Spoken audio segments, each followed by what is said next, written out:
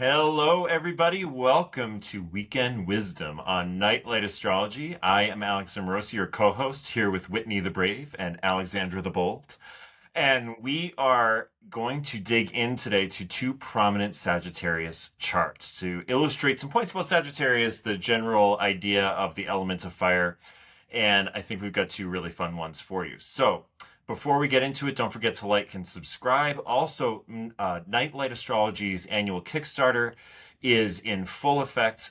This is a way that Adam supports his school and his incredible staff of teaching assistants and his general amazing programs. All three of us, I think, have participated in the Kickstarter at some point in the past. I've used it for the courses. There are really significant discounts on Adam's courses that you can get often through it. There are mini readings that go pretty fast. So if you're interested in that, you want to get on it.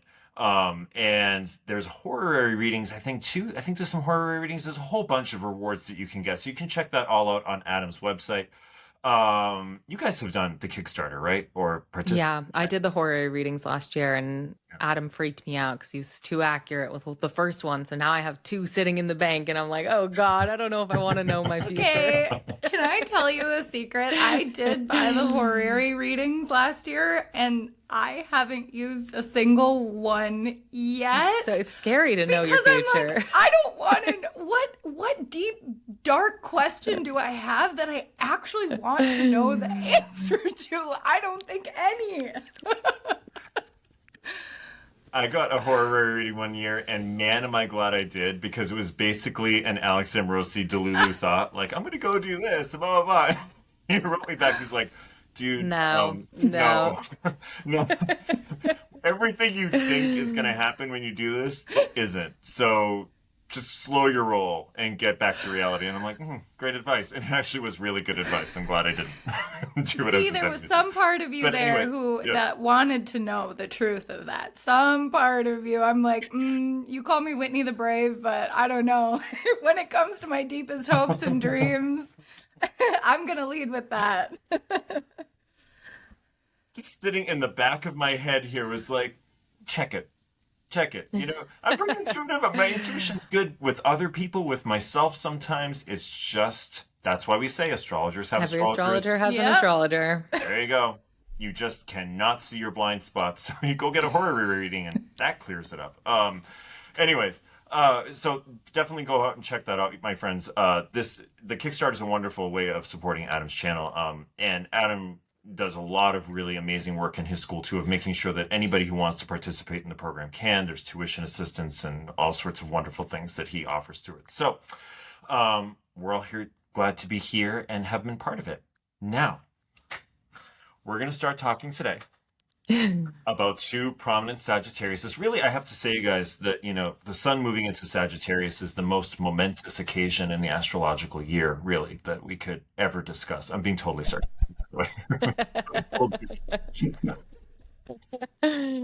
Sagittarius might think so. So I just want to put that in language we'll all understand. We're going to talk a little bit about how Sagittarius may show up in the work of these two artists. I have tried to go a little bit more into different generations here because I had, so Alexandra, can I tell them how sweet you were when we were talking about this? Okay. So we were talking, I asked these guys, I said, listen guys, is it seem like I'm just picking like gay positive icons for like middle-aged gay men? And they were like, oh yeah, Yes. well, we love it. And Alexandra is so sweet. She's like, yeah, and I think it's wonderful. And we might just do someone a little bit younger. I was like, Maybe one time just to see how it feels. They can also be a queer icon. So I thought, well, it was interesting because I sat in opposition right now, right? So I'm really getting to that point where I'm like, oh yeah, I'm not young anymore. It's just hitting me in this very nice way where I'm like, I'm a little detached. I'm a little not, you know. So I had to go to my wonderful husband, who's 5 years younger than me, and ask him, like, can you suggest like some really good younger artists? And so we came up with someone who I do love, Billie Eilish, as our first example, as a Sagittarius sun who had a really amazing transit actually going on when her first album came out in 2019. So Billy, so one thing I think that's interesting about this chart first, you guys, is we've got wait, is that Pisces rising? Yeah, Pisces rising. You have this like very Jupiter chart already, ruled by Jupiter in the first house, the sun ruled by Jupiter in Sagittarius. And she has, to her music, that I've heard at least, this very Pisces feeling to it, right? It had Mm-hmm. watery, like almost Sufjan Stevens type of feeling to it, where there's just kind of like the whole song just feels like a slow moving, beautiful wave. Um, but I think what's fascinating about this, and it was we talked about the Sag dignities and Jupiter being the greater benefic, and Jupiter just having a whole lot of power. This is the most powerful placement for Jupiter is Sagittarius. When her first album came out in 2019, she literally had Jupiter right on her sun, her ascendant ruler that rules her first house in a beautiful position, right? Its strongest position, it's in a conjunction with her sun in her 10th house, and voila, she has this. What I read, and I had to read it on Wikipedia. I'm sorry, I had to learn, go and learn about it. Um, that she has this really amazing success with like a very classical symbol for that in astrology. You know what I mean? Like Mm-hmm. sometimes you Yeah. feel like, oh, I have to dig around for a little bit. I'm like, I have to dig around for that one. You know? Well, that was also, you guys, she was 14 years old. This woman was born in 2021. She is so young. And 2000. Wait, 2001. it's all the same. 2021. It says Shirley Temple I'm shocked. situation. 4 years old. Go, Billy.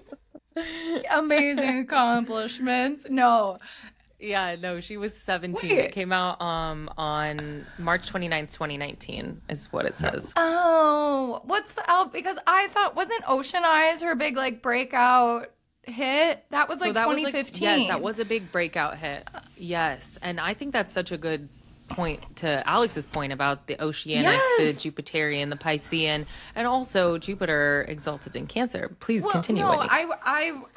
I was thinking about the 2015 date when, she had her big first, like, very viral hit.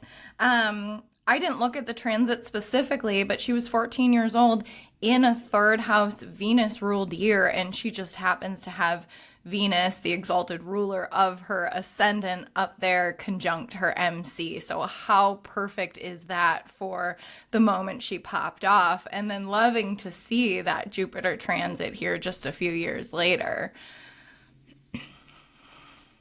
Yeah, I feel like that Jupiter transit, that is such a classic. You would read that in Valens. Valens would be like, and the native with Jupiter. Maybe he literally did. And the native with Jupiter transiting the sun shall experience fame astronomically. It's so real. I think it's been interesting over the past couple years to watch with Jupiter coming down on the other wheel of this chart and just some of the other stuff going on in her chart. But I think she's also kind of stepped into the Jupiterian figure realm. She's touring arenas, and she kind of has been cultivating this, let's say it, this Jupiterian like daddy aura about her that you get from some of these big Jupiterian people. Even the way that she has approached talking about her own relationship to queerness and some of the collaborations that she did that are not suitable for this fine channel with Charlie XCX, but I do love that song. Guess you guys watch that, you'll see what a Jupiterian figure looks like if given creative control of a of a collaboration in a music video. Yeah, and I will say for my part of Billie Eilish, which I didn't realize it was her, was when I was losing my mind at the end of the Barbie movie when her song comes on.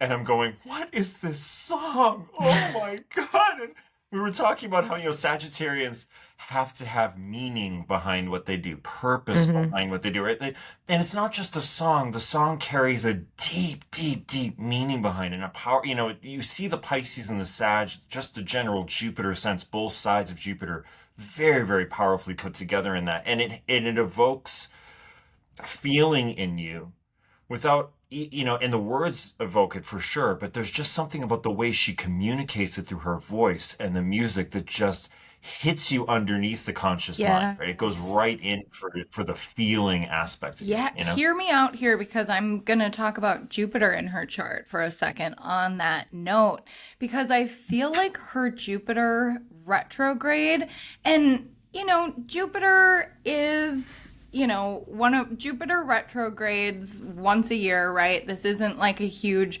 rare thing that Jupiter is retrograde, but we happen to be in a Jupiter retrograde right now.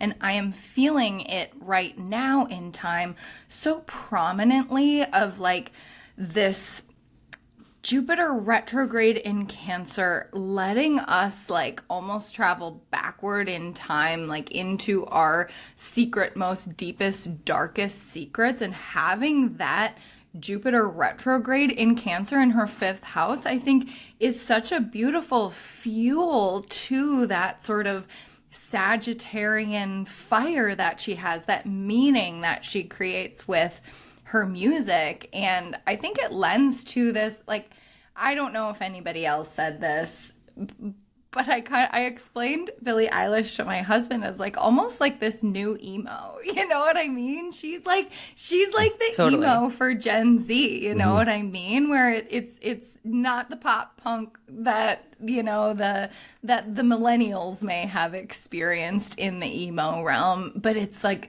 this very like deep feeling melodic sense that I think is really just like the volume on that is turned up with her Jupiter retrograde in Cancer.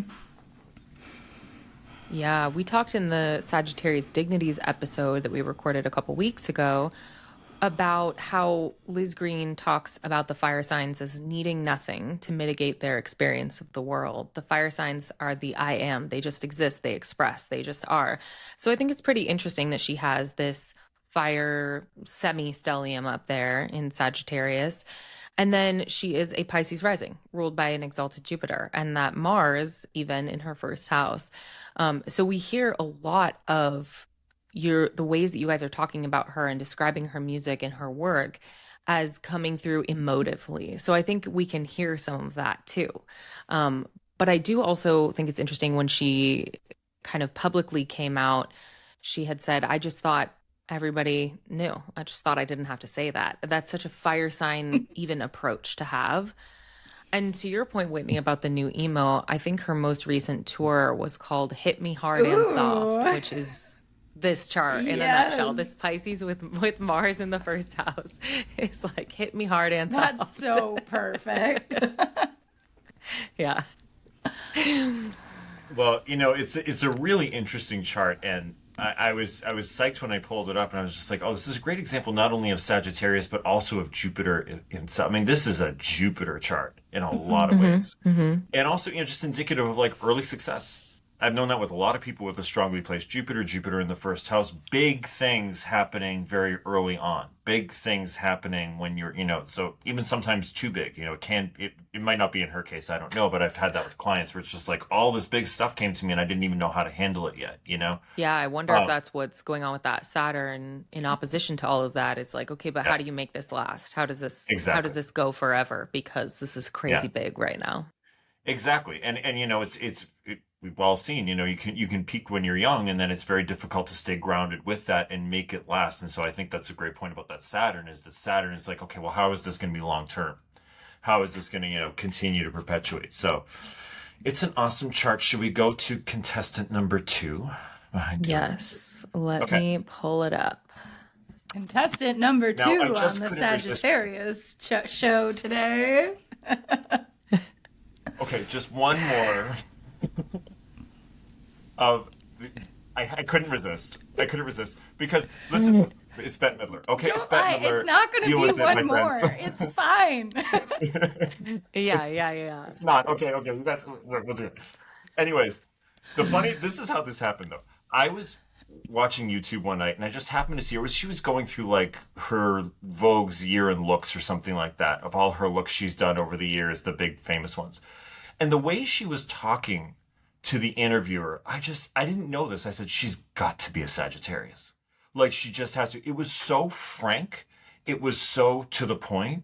It was so and I've heard her interview before, but for some reason it just never clicked. There was this sense of like, I just don't care. I'm just saying what I'm saying, and I'm just going to say it. And I look great in this dress. I look great in this. I like this. She did a great job with this. But there was no like worry. Oh, do I sound arrogant? Do I sound like this? It was just like, here I am. And then when I looked at the chart, I said, not only a Sagittarius sun, she's an Aries rising ruled by Mars and Leo. That is a lot of fire.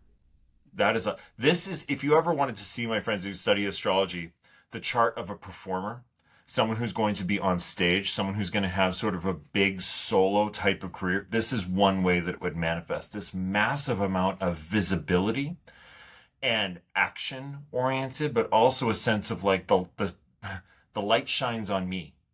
And she has sort of, that's been her thing, even when I was coming to worship her in the 90s, the 80s and 90s, way back in an ancient land called the 80s. The Church of Bette Midler. The Church of Bette Midler. You always appreciated. She could just get on stage and she's just like, here I am. Let's sing a song. Let's have fun. Mm-hmm. Let's do that. Like quintessential Sag. And for some reason, it never clicked with me until I looked it up after. And I was like, oh, we've got to do her for Sag season. So it's just, I'm curious what you guys think about this chart. I just think it's a fascinating chart for all the fire, if nothing else. It's also super fascinating for all of the dignity, right? Like when we talk about dignity, we always say, you're going to hear us say this 15 times on this channel and on our own channels, but clients come all the time saying, am I doomed? I have this planet in this condition. No, not at all. Think about an astrologer seeing this chart when Bette Midler is a baby and going, oh, the MC is ruled by Saturn in detriment. You got the moon in fall. We got Venus in detriment. We got Mercury retrograde in detriment. No freaking chance this person's going to be famous for being in a movie or monologuing, right? But of course she is. And so there are so many different ways that these charts play out and talk to each other. I think this is just, I love that her sun is opposing Uranus, especially when we look at the rest of this chart and the stories that it's telling. I'm like curious about Bette Midler's childhood and why she became so expressive, and why she maybe is like overcorrecting or correcting, really not overcorrecting, but for some of the ways that she might have been punished kind of for being herself as a kid. But I think it's a really fascinating chart for the dignities alone. Yeah, I totally agree. And isn't there, with all of that firepower, I mean, she effectively has a wide grand fire trine in her chart, right? And so there is, I feel like that, and we take the dignities into account, and we take like that combined with her Scorpio moon in the 8th, and also a benefic there placed in the 8th, her Venus in Scorpio. There's like this tenacity and this drive that she has, right? Well, like she learned how to tap into that Venus, like fire, yes. But I'm looking at her Venus in this chart as like surprisingly strong in this like sneaky trine to Saturn as well. It feels like it's something that takes all of this fire and grounds it into something like really real and really like beneficial, right? That works for her as a performer, the dedication to the craft. I mean, is that not a Saturn Venus trine to the T as dedication to craft? No, absolutely. And I think with that moon in Scorpio, a lot of her work does deal with difficult themes. Like let's take the classic beaches. Haven't seen it, sorry. Right. Oh my God. Okay. I need to go, you guys. I'm sorry, I can't do this It anymore. came out We're before I was born, Alex. I know that's definitely registered with me. But it deals with with the difficulties and challenges of a long-term friendship, and staying connected, and also the realities around death and the realities around things ending. And you could even take something like Hocus Pocus. She came back I know to life. that's maybe Yeah. she's playing. And she plays a little dark Oh, really well, yeah. right? That's another thing you notice with like people That's who have a those Scorpio. Scorpio eyes. Yeah. Like, it's like it's just a little bit like, is she acting? I don't know. Like, is that this is a part of you that starts to come out of that. But it has what I've always appreciated about her is there's a dramatic flair to her. It's not just like it's like I'm a great performer, great singer, like because there are a lot of wonderful performers and singers who have very different affects to them.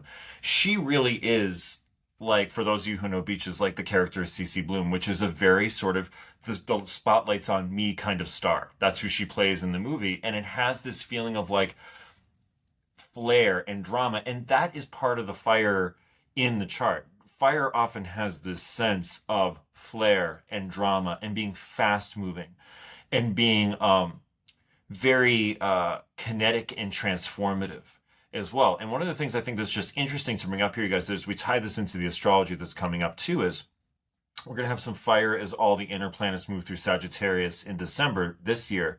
But next year, fire really becomes a very powerful element in the sky. Jupiter is going to move into Leo at the end of June. We're going to have Saturn and Neptune move back into Aries. Then we'll have Pluto and Uranus in air signs, which is a complement to fire. So the fire is getting stoked by a lot of air. In the background, we're changing from all the outer planets being in water and earth, which is a little bit more introspective, a little bit slower moving, a little more structural, to air and fire, which is very kinetic, very fast moving, very transformational. And I think it's interesting when we talk about it, you see someone who has the kind of flair and bigness of Bette Midler. That kind of fire in the chart. It's interesting to just look at it as we go into the astrology of the coming year as well. Yeah, absolutely, Alex. That actually even continues through 2027. I was trying to pull up the dates and I might butcher it a little bit, but it's kind of spring, summer 2027, where there's a Mars retrograde from Virgo back to Leo, and it keeps this trine from Jupiter to Saturn alive by kind of stitching it together for like 6 months straight in the spring and summer of 2027. And that energy is so masculine as well. It's like such a desert. It's gonna be a trip, you guys. Definitely come to Whitney and I's 2026 overview workshop. We'll talk about it. Find that on our channels. But I wanted to say one other thing about Bette Midler that is really interesting, and we haven't even talked about it. How interesting is it that she has such a strong angular Jupiter that rules all of this? But in some ways, that's just the last thing you notice about this chart. And I think for some part of that is because it's conjunct the descendant, conjunct Chiron. Like that's really, really interesting there. And I know that she's been with her husband since like 1984. And that is so powerful, again, when we look at the dignities, right? Because you would look at this and you go, we've got Venus in detriment, the moon in fall, Venus ruling that seventh house, Venus also natively signifying love. You wouldn't necessarily go, you're going to find the love of your life and marry them and be with them for 45 or more years. But we can see how active that Jupiter is. It's a day chart. It's angular. It is conjunct the angles. So it's not just in the seventh house. It is conjunct that descendant. And obviously that Jupiter had a vision quest for Bette Midler at some point. It was like, yeah, you've been through some weird stuff in your childhood and you probably didn't have healthy relationships modeled for you. Are you going to live in that reality, or are you going to pick yourself up and choose different values? Do you have a different kind of vision that you can follow through on? Which I think is just one of the most powerful ways that Jupiter works. I didn't go back to 1984. I think that's the date that I said, but I wonder kind of what was going on for her in 1984, because it just feels like that would be one of those Saturn transit free will moments, Yeah, look, it was a Saturn transit. Because those Saturn Jupiter moments where Saturn and Jupiter are in conversation, those are those moments where you get to change your whole freaking life. You get to say, no, my values aren't that. My beliefs aren't that. I'm setting up new systems that are going to last forever. And God, Love, and Aries rising, they're going to do that. They're going to do it. They're going to do that. Ruled by Mars and Leo. Mars and Leo. For sure, right? And like, I wonder with that Jupiter Chiron on the descendant and effectively like holding the backbone of what is effectively a kite, right? If we're talking about a fire trine and this opposite, and Jupiter Chiron opposing her ascendant, we're working with that same kite energy that we've been, I mean, it's a fire kite, so a little bit different than what we've been experiencing. Soaring into a burning It's like I have the image of a rocket. I have the words like take off in my head. Like she's taking off. She has taken off. Her career, her life has been the story of like this like taking off moment, you know, and like how to sustain that, you know, how to sustain that power for the woman I can't believe is 80 years old, you know what I mean? She has sustained this power for her entire lifetime, and I can't help but look at that Jupiter and Chiron on the descendant and think about the type of support and healing that she gets from her relationships, I mean plural, but also her marriage, in order to live that life, you know what I mean? She said in that interview she was doing for Vogue, and I love the way she said it. She was just kind of reminiscing as she was looking through all of these looks over the years, and she said, it's been a very blessed life. What can I say? It's just been a blessed life. And it was such a recognition. It had a Jupiter sentiment to it, right? Yeah. There's that sense of like the blessing of the bigness and what I've been able to, you know, starting out, you know, in the gay bars of the East Village, you know, in the 70s, and like all of a sudden being able to like morph into this massive, massive star. You know, I thought that was such a wonderful way for her to end that, which just had that sense of a little bit of nostalgia, which is, I think, Jupiter's, you know, province. And I think a little bit of like that feeling of, wow, look at the bigness that I've been able to achieve over the years as I look back on it. And I always love when I get excited about putting up a chart and I'm like, look at that chart. Like, yeah. And let's get ready for the fire next year. Because, you know, in closing here, my friends, as we take it to the general astrology of what's coming up, my thesis has always been that from the vantage point of 2030, 2025 will have looked like a different century. Yeah. It's like the changes and the way things will start to move so quickly. We're going to have Pluto and Uranus in trine, have all this fire in the sky for 2020, you know, through most of 2027, 2026 and 2027. Things moving so fast that you look back and you're like, it really feels like now we live in a totally transformed place. And so I think Pluto and Uranus are a big part of that, but I think that the fire we're going to experience is going to too. Yeah, especially with that, I don't even want to say it, with the Pluto. Jupiter-Pluto opposition that's going to happen over the summer.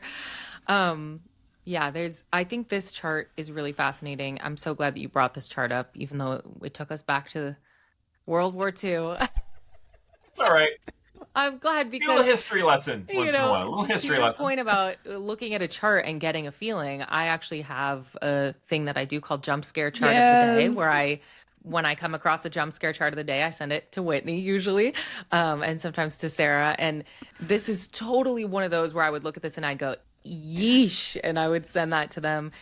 But it's funny because I'm almost always looking at celebrity charts. I would say, 99.9% of the time. So when clients come in and they're like, oh no, I'm doomed. I'm like, no, some of the most successful people in the world have it. And I think the difference is in the Jupiter in this chart because of exactly the quote you said. It's been a really blessed life. I mean, some people can have a horrible life and look back at their life and think, what a horrible life. And some people can have a horrible life and look back at their life and say, what a blessed life I've had and how much joy and goodness I've had. And look what I've carved out for myself. So I think she has a really beautiful chart for that reason. Good pick, Alex. Agreed. You did good. Go 80s. Go 80s. Go 80s. Oh, man. Well, thank you all so much for joining us this weekend again. Would you guys like to say where everybody can find you? Yeah, you can find me at the number 9 Lives Astrology. I'm 9livesastrology.com. I'm 9Lives Astrology on Instagram. And I'm also here on YouTube. I do transits. I do all kinds of fun, funky stuff on Fridays. And I would love to have you over there. Whitney and I are also hosting with our friend Sarah an Astrology of 2026 overview. We don't sensationalize things here, but as we have just mentioned, 2026 is an intense year. There's no way around it. So you can join us at that. It's happening over 2 nights in December. And where can you find details? On my Instagram, on my website, everywhere I exist. All of the above. Go find them. Yeah, Whitney too. Where can they find you, Whit? Yep. So similarly, after you go subscribe to Alexandra on YouTube, hop on over to my channel, subscribe to me at astro.arcana.astrology. My podcast, House of Good Spirit, comes out about every other week, where I highlight the lunation of the moment, the new moons and the full moons. And then you can also, if you'd like to book a reading, head over to astroarcana.com. And that's about it. Oh yeah, connect with me on Instagram as well. Duh, if you haven't already, what are you doing? At astro.arcana.astrology. And you can find me at alexamorosi.com. You can book readings with me there. You can book energy healing with me there, distance energy work. And you can also find me on Substack at The Subtle Universe. Now, you guys, before we go, I'm going to give you a homework assignment, but only if you need a good cry. I'm just telling you. You have to watch Beaches. You I've have seen Beaches. Oh, you've seen it. Okay. I've cried through Beaches. Okay. All right. I'll take my homework. Every time. Just wait I've seen it 15 times. I lose it. I just lose it. I'm like, maybe it won't happen. Maybe it won't happen. Anyways, Okay. Whitney. Yep, Saying. I will time it. Just I will that's your time homework it for then. when I need a good cry. You know, we are deep in the water Yeah. signs right now, so there's a lot moving in here. So yeah. This is this new moon coming up. It's a very beaches. yeah. Perfect. A lot of ways. Alrighty. Yeah. All right, friends. Thanks for joining us. We'll see you next Bye. weekend. Bye-bye.